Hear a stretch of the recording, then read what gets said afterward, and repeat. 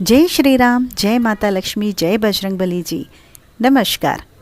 लड्डू गोपाल हैं घर में तो यह 5 कम करना कभी न भूलें। आमतौर पर सभी हिंदू घरों में रोजाना लड्डू गोपाल जी की पूजा की जाती है। उन्हें नहलाया जाता है, वस्त्र पहनाए जाते हैं और भोग लगाया जाता है। भगवान की पूजा से जुड़ी सभी नियम होते हैं। जिन घरों में लड्डू गोपाल जी की पूजा होती है उन घरों में इन नियमों का पालन करना जरूरी होता है। आज हम आपको बताने जा रहे हैं ऐसे 5 कामों के बारे में जो अगर किसी घर में लड्डू गोपाल जी हैं तो इन कामों को ज़रूर करें। आइए जानते हैं।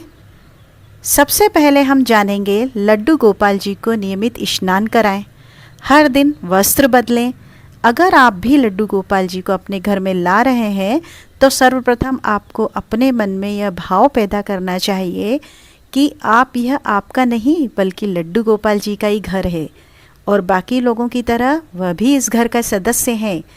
उसके बाद रोज़ाना नियम से उन्हें सुबह स्नान कराएं और रोज़ाना उनके वस्त्र बदलें।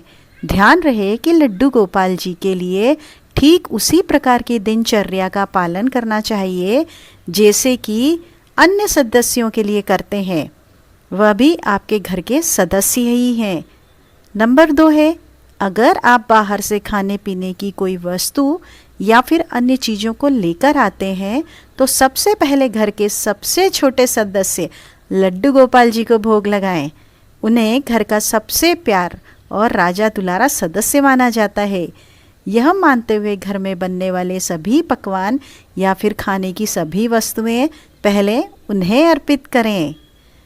नंबर 3 पर है, संध्या के समय रोजाना नियमित रूप से शाम को आरती करें और भोग लगाएं।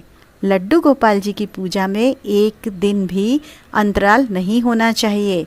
अगर आप किसी काम में घर के बाहर जा रहे हैं तो इस बात का ध्यान रखें कि घर की एक चाबी लड्डू गोपाल जी को देकर जाएं और यह प्रार्थना करके जाएं कि हे प्रभु, आप इस घर की रक्षा करें। आप चाहें तो ऐसा भी कर सकते हैं कि आपने किसी करीबी पड़ोसी को लड्डू गोपाल जी को सौंप कर जाएं ताकि वह रोज़ाना उनको भोग और उनका पूजन कर सकें। और अगर नहीं आप किसी को दे रहे हैं तो प्रसाद रखकर और जाएं उनके सामने।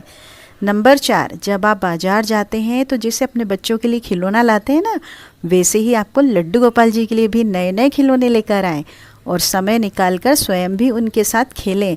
हो सके तो लड्डू गोपाल जी को अपने साथ समय समय पर घुमाने भी ले जाएं। नंबर 5 है, जिस प्रकार से घर के बाकी सदस्य सुबह स्नान के बाद नाश्ता करते हैं, फिर दोपहर में भोजन और शाम को जलपान और रात में भोजन, ठीक उसी प्रकार से लड्डू गोपाल जी का भी कम से कम 4 बार भोग लगाना अनिवार्य है। माना जाता है कि जिस प्रकार छोटे बच्चों को बार बार भूख लगती है वैसे ही लड्डू गोपाल जी को भी भूख लगती है और उन्हें भी समय समय पर खिलाना ज़रूरी होता है। तो इसलिए इन नियमों का आप ज़रूर ध्यान रखिए। नमस्कार। अगर आप सबको वीडियो पसंद आए तो प्लीज़ लाइक कीजिए, सब्सक्राइब कीजिए और भी लोगों तक पहुंचाइए, शेयर कीजिए ताकि सब लोगों को पता होना चाहिए। जय श्री राम।